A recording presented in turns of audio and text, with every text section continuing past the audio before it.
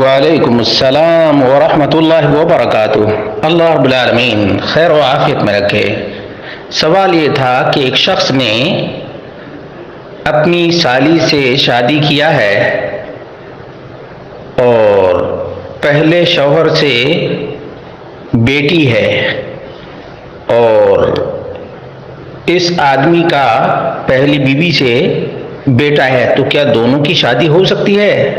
اس کا جواب یہ ہے کہ شیخ صالح الفوزان حفظہ اللہ سے پوچھا گیا تو انہوں نے کہا لا حرج فی ذلک، اس میں کوئی حرج کی بات نہیں ہے۔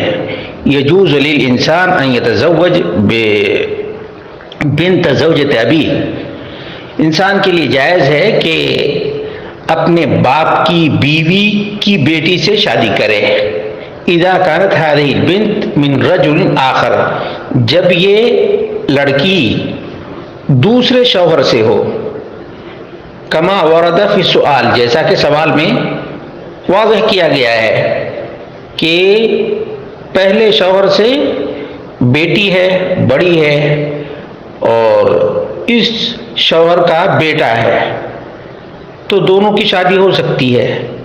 کیوں؟ لأنه لا قرابة بینہ و بینہا، دونوں کے درمیان کوئی محرمیت کا رشتہ نہیں ہے، الا اذا كان هناك رضاع، ہاں ایک صورت ہے، اگر